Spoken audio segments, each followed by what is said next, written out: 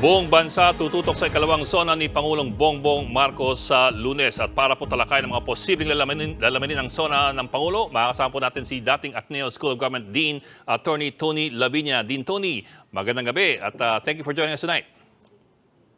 Good evening, Ed. Good evening lahat ng nanonood ngayon. Yes, sir. Well, of course, we expect chunk of the discussion will be about the Maharlika funds sa SONA. Pero kayo po, what are you hoping to hear from the President on Monday? Well, what I'm hoping to hear from the President, diba, is yung isang malinaw na pag-articulate ng ating sitwasyon, ng krisis ng bayan. Lalo na sa kabuhayan, sa pagkain, sa pagbabago ng panahon, magkakaroon pa nga tayo siguro ng bagyo bukas or this week, at sa human rights, no? Karapatang pantao. Na sana kilalanin ng Presidente na not everything is well. It's not all his fault. 1 year pa lang naman siya, di ba? Accumulated itong mga ills na lipunan natin. At sana sasabihin niya, ito ang katotohanan, pero ito ang gagawin natin at gawing tama natin, yung iwasto natin, yung hindi wasto. At yung tama naman ay mas lalo nating gagawin, di ba? So I hope that he will be able to say that. But honestly, given lahat ng mga sinasabi so far, parang baka marinig natin bukas ay more of the same, di ba? Yung hindi makatotohanan ng paglarawan ng ating lipunan. Kay Atty. Dina, banggit nyo nga po na 1 taon pa lang ang ating Pangulo sa pwesto. Sabi nga rin naman ng ibang managers, economic managers, kumbaga hindi mo pa talaga makikita yung performance niya dahil nanggaling tayo sa pandemya. Kayo po ba, sa tingin nyo, mga dapat na singilin o maaaring singilin sa Pangulo at this point ng kanyang termino? Ang pinakamahalaga at pinaka-importanteng singilin sa kanya ay yung pangako niya ng pagkakaisa para sa bayan, na maging isang pangulo siya, hindi lang ng kanyang pamilya, ng kanyang partido, kanyang kaalyado, kundi ng buong bayan. Kaya binigyan ko diin yung karapatang pantao, no? Kasi may maraming umaasa dahil sa retorika rin niya, lalo sa foreign policy niya, sa kanyang mga foreign trips na nangako siya ng paggalang ng respect for human rights, di ba? Na kahit yun man lang sana ay makikita natin. Pwede namin nakikita yun, kita natin yung mga latest action, halimbawa ng Anti-Terrorism Council that has actually validated all our fears about the anti-terror law, kasi may mga aktivista na wala namang kasalanan ng iba kundi nagdidisente sa Cordillera halimbawa ay chinarge ng or dinesignate na terrorist. Si Senator Laila de Lima, na isang political prisoner galing sa panahon ni Duterte, ay hanggang ngayon nakabilanggo pa. So yun kasi in an instant pwede mong baguhin yun eh.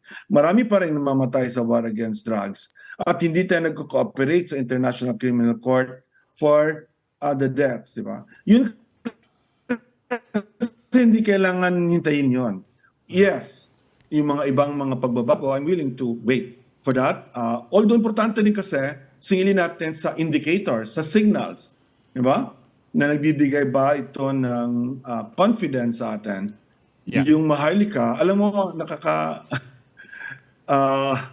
parang walang sense of irony itong mga, o baka meron, yung mga kanyang, why are they going to Malaysia the day after SONA, the day after ipag-uusapan niya yung Maharlika, when exactly yung investment fund, the same kind of fund, di ba, ng MDB. Malaysia ay in fact bumagsak at naging vehicle ng corruption nung previous prime minister nila hanggang ngayon na found guilty na bilanggo, di ba? Yeah.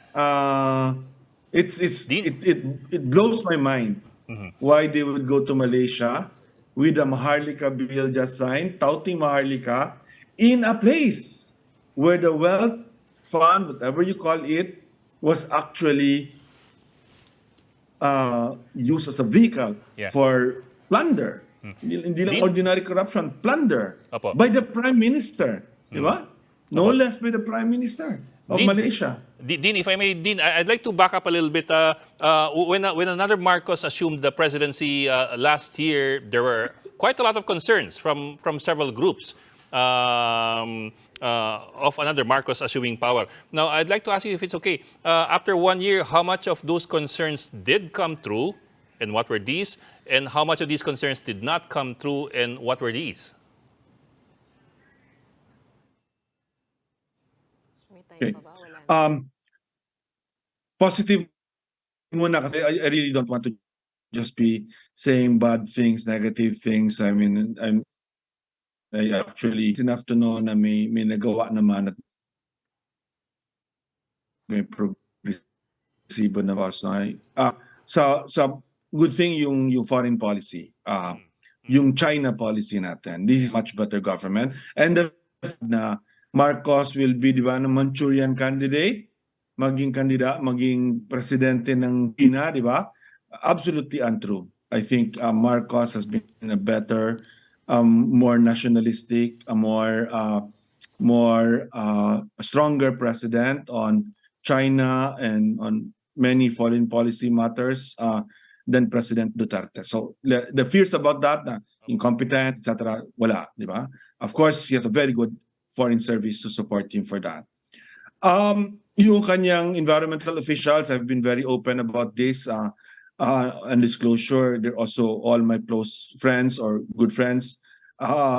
Secretary Loizaga, Secretary Lutilia, Secretary Solidum, Vice Chair of the Climate Change Commission. Nakita ko malaking improvement from the previous government and even from previous government. These are the best people. Now, hindi na nasa-solve nila yung problema dahil may El Nino, di ba? Coming, I'm not gonna say na they're gonna do all the right things, but at least there's the right officials with the right approach to solve this problem. So that's two. Yung human rights, sinabi ko na, as feared, di ba? Apo. As feared. We Anti-Fair haven't seen Council, improvement in human rights. Corruption, syempre, hindi pa natin alam completely, di ba? Pero itong Maharlika is a bad, omen, I think, no? Kasi pwede talaga siyang vehicle ng corruption. We just have to be very vigilant kasi nandyan na. Very important itong bagay na ito, yung dahil sa kultura. Education, I think, is not in good shape. Hindi pa tayo naka-recover from the pandemic. I'm not gonna blame again the Secretary of Education just for that, although she's not really prepared for that job. But education has not really bounced back from the pandemic issues. Okay. Pero gusto kong banggitin no, yung halaga ng historical revisionism. Fear, di ba? Malaking fear yun. Marcos Jr. is just interested in the family. And in rehabilitating the family. Itong bagong slogan ng bagong Pilipinas, di ba? Hindi siya bago, di ba? Luma siya. Ito yung bagong lipunan ni Marcos Sr. And it invokes all the fears of that old new society, di ba? Corruption, cronyism, human rights violation. So yun naman, I think has in fact, mas lalo tayong na-confirm there'll be attempts to revise idagdag ko, of course, the appointment sa Department of Defense is a very good appointment, very good especially for external security, because ang tingin ko ang problema naman talaga natin yung external security rather than yung internal security. So I think Secretary Chidoro is the best possible person for that. Dean, I'd like to say thank you very much for joining us tonight for a very comprehensive discussion as well. Maraming salamat, dating Dean of Ateneo School of Government, Attorney Tony Viña. Thank you, sir. Mga kapatid, Ed Lingaw po, maging maalam at may pakialam sa mga napapanahong balita sa bansa. Para sa mas malalimang pagtalakay at paghimay sa mga mahalagang issue at headlines, tumutok at mag-subscribe sa News 5 social media pages.